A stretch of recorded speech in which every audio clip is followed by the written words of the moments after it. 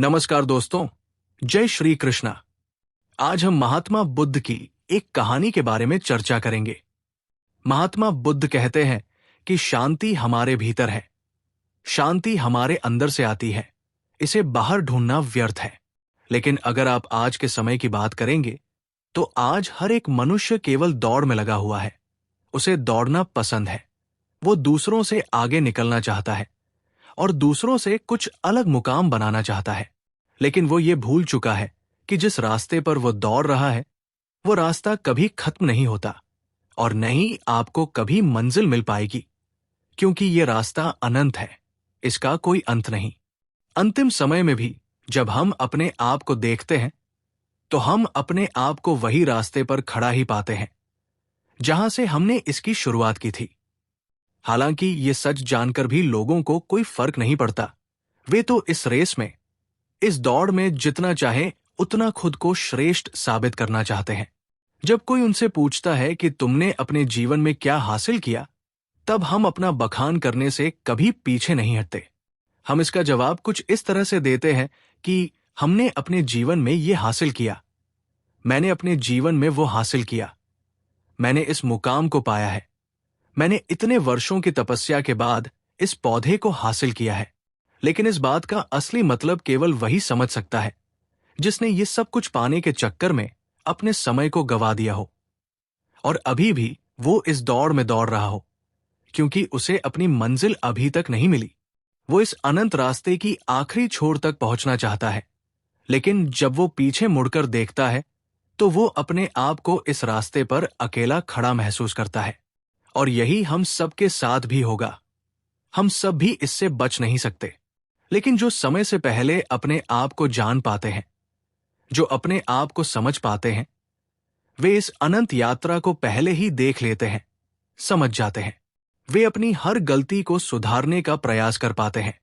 लेकिन जिन्हें ये नहीं पता कि वे कहाँ जा रहे हैं और उनकी यात्रा कब खत्म होगी, वे लोग इस दौड़ में केवल दौड़ते ही चले जाते हैं।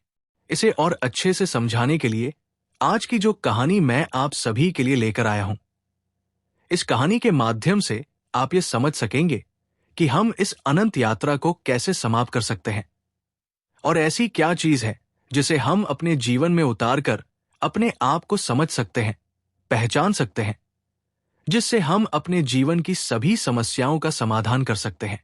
एक समय की बात है, किसी नगरी के एक पहाड़ पर एक गुरु रहा करते थे। उन गुरु की ख्याति दूर दूर तक फैली हुई थी। वो गुरु बहुत ही ज्ञानी थे, लेकिन उन्होंने अपने पूरे जीवन काल में कभी किसी को अपना शिष्य नहीं बनाया। उनके पास अनेक लोग आते और उनसे कहते कि हमें अपना शिष्य बना लीजिए, लेकिन वो कभी किसी को अपना शिष्य नहीं बनाते और वहां से उन्हें भगा देते। इसी तरह से समय बीतता गया। समय के साथ साथ अब युवा गुरु धीरे धीरे वृद्ध हो चुके थे। अब उनकी रोजमर्रा के कामों में भी उन्हें तकलीफ होने लगी थी।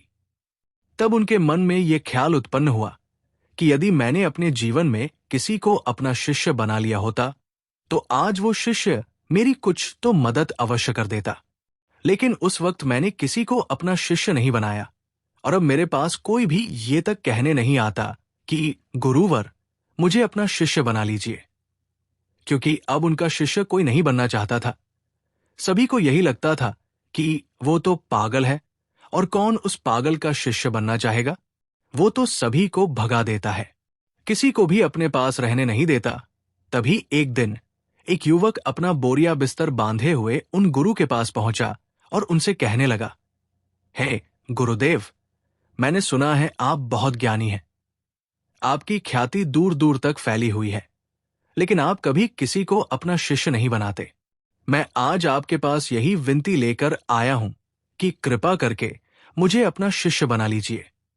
आप जो कहेंगे मैं वो करूंगा, लेकिन मुझे केवल आपसे ही ज्ञान प्राप्त करना है। मैंने सुना है आप बहुत ज्ञानी हैं और इसी इच्छा से मैं यहां पर आया हूं कि वो ज्ञान आप मुझे देंगे, मुझे सिखाएंगे। मैं बड़ी आस लेकर आपके पास आया हूं।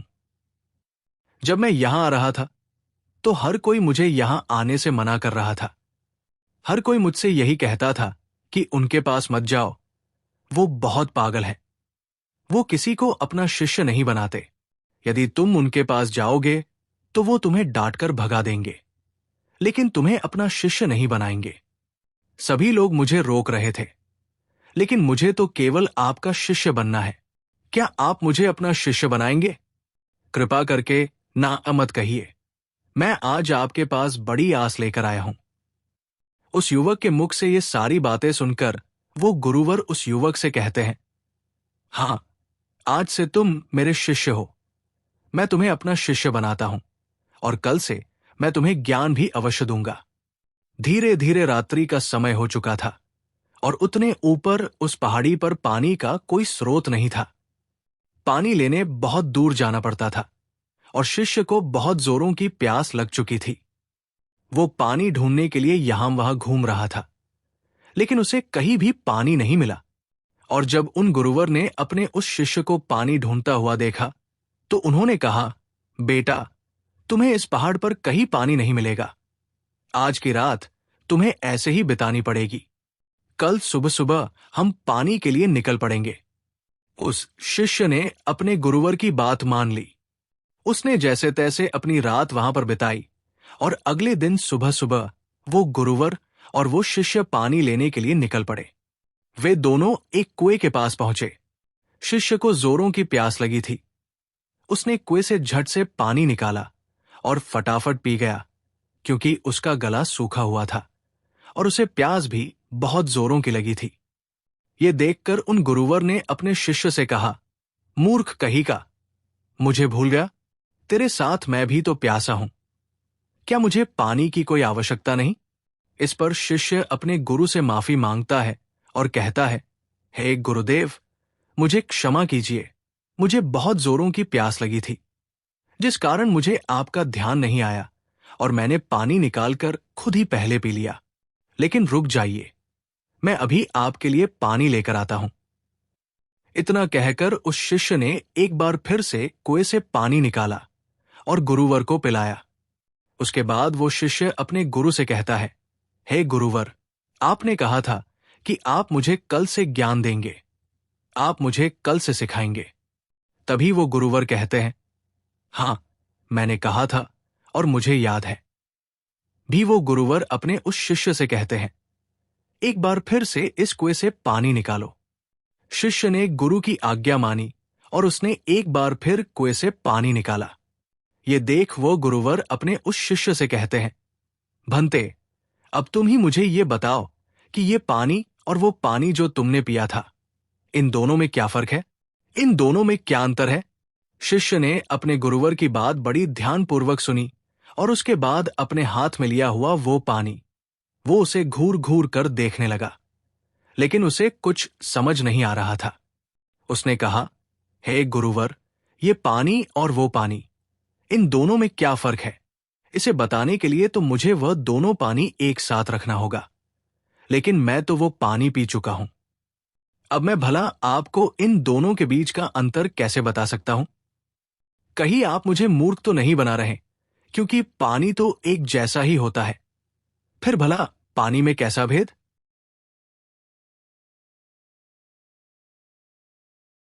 शिष्य की ये बात सुनकर वो गुरु अपने शिष्य को बड़े ही ध्यानपूर्वक देखते हैं और फिर कहते हैं, भंते, जब मनुष्य के भीतर किसी चीज की प्यास उत्पन्न होती है और वो अत्यंत गहरी होती है, तब मनुष्य उस प्यास को बुझाने के लिए, उसका निवारण करने के लिए अपनी पूरी ऊर्जा, अपनी पूरी ताकत लगा देता है और तब उसे केवल अपने प्यास बुझाने का वो स्रोत नजर आता है, वो वस्तु नजर आती है। इसके अलावा उसके आसपास और भी बहुत कुछ होता है, लेकिन उस पर उसका ध्यान नहीं जाता। जिस प्रकार तुम्हारा गला सूखा हुआ था और तुम्हें जोरों की प्यास लगी थी, तुमने कुएं से पानी निकाला और झट से पी गए। तुम्हें एक पल के लिए ये ख्याल नहीं आया कि साथ ही में तुम्हारे गुरु भी खड़े हैं और उन्हें भी जोरों की प्यास लगी हुई है।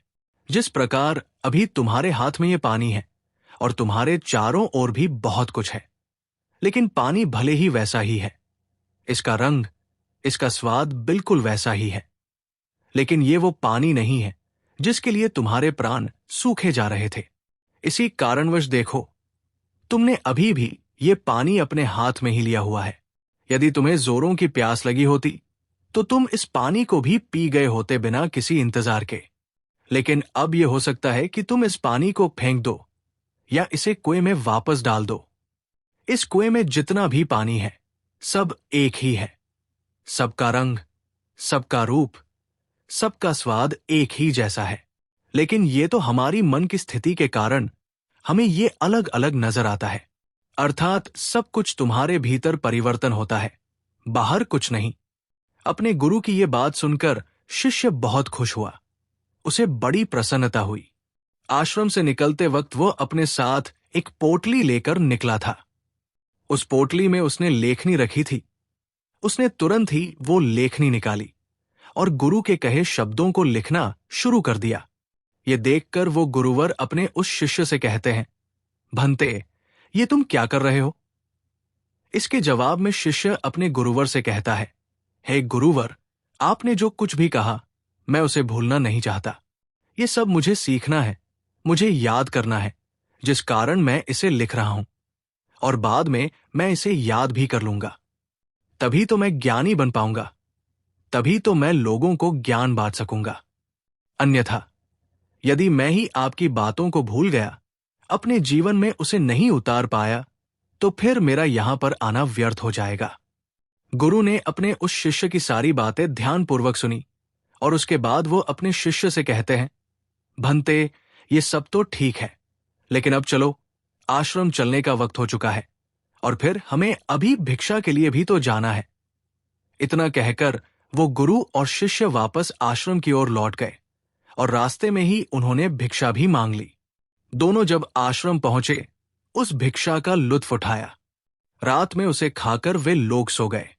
अगले दिन सुबह सुबह उन गुरुवर ने अपने शिष्य को जगाया और कहा, चलो, हमें कुएं के पास फिर जाना है। इतना कहकर शिष्य और वो गुरुवर उस कुएं की ओर निकल पड़ते हैं। कुछ देर बाद जब वो कुएं के पास पहुंचते हैं तो गुरुवर अपने शिष्य से कहते हैं, पानी निकालो। वो शिष्य अपने गुरुवर की आज्ञा का पालन करते हुए उस कुएं से थोड़ा पानी निकालता है। तभी वो गुरुवर अपने उस शिष्य से कहते हैं, भंते, कल जो तुमने पानी पिया था और आज जो तुमने पानी निकाला है, इन दोनों में क्या फर्क है? क्या तुम मुझे बता सकते हो?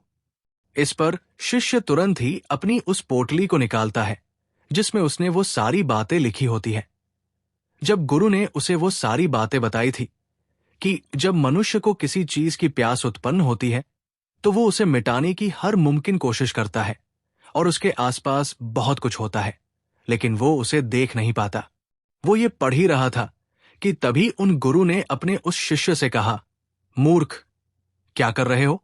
वो शिष्य कहता है, हे गुरुवर, जैसा कि आपने मुझे बताया था, मैं उसी ज्ञान को दोहरा रहा था और आपको आपके सवाल का जवाब देने का प्रयास कर रहा था। तभी वो गुरुवर अपने उस शिष्य से कहते हैं, मूर्ख, इस पानी को सूंघो। इस पानी में से दुर्गंध आ रही है। शिष्य ने अपने गुरु की आज्ञा मानी। उसने तुरंत ही उस पानी को सूंघा। उसमें से सचमुच बदबू आ रही थी, मानो वो पानी सड़ चुका हो। तभी वो गुरु कुएं की ओर आगे बढ़ते हैं और कुएं में झांक कर देखते हैं तो उसके अंदर एक जीव मरा पड़ा था। जैसे तैसे उन गुरुवर ने और उस शिष्य ने मिलकर उस जीव को कुएं से बाहर निकाला। उस जानवर की ओर इशारा करते हुए गुरुवर अपने शिष्य से कहते हैं, भंते, क्या तुम इसे देख पा रहे हो? इस पर शिष्य कहता है, हां गुरुवर, मैं इसे देख पा रहा हूं। तभी वो गुरुवर कहते हैं, इस पृथ्वी पर जिसने अभी जन्म पाया है उसकी मृत्यु निश्चित है। वो एक न एक दिन मृत्यु को अवश्य प्राप्त होता है। जब एक मनुष्य जन्म लेता है तो उसका जीवन संपूर्ण होता है और मृत्यु शून्य होती है। लेकिन धीरे धीरे जैसे जैसे समय बीतता जाता है, एक एक दिन ढलते जाते हैं, जीवन घटने लगता है और मृत्यु संपूर्ण होती जाती है। किसी की भी मृत्यु यूं ही अचानक नहीं हो जाती। जब कोई भी प्राणी जन्म लेता है तो उसके जन्म से ही ये प्रक्रिया शुरू हो जाती है और अंततः हम हमारी यात्रा जन्म से मृत्यु तक पूरी कर लेते हैं। हाँ, यहां पर यह जरूर होता है कि किसी के लिए ये प्रक्रिया तेज होती है और किसी के लिए ये प्रक्रिया धीमी होती है, लेकिन ये प्रक्रिया सभी के लिए समान होती है और सभी को एक न एक दिन जन्म से लेकर मृत्यु तक का ये सफर तय करना ही पड़ता है। शिष्य ने एक बार फिर से अपनी लेखनी निकाली और गुरु की इन सभी बातों को लिखना शुरू कर दिया।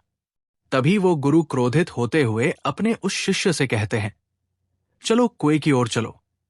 ये देखकर वो शिष्य घबरा जाता है और अपने उन गुरुवर से कहता है, हे गुरुवर, मैं तो अभी जवान हूं और मैं अभी मृत्यु को प्राप्त नहीं होना चाहता, कृपा करके मुझे छोड़ दे।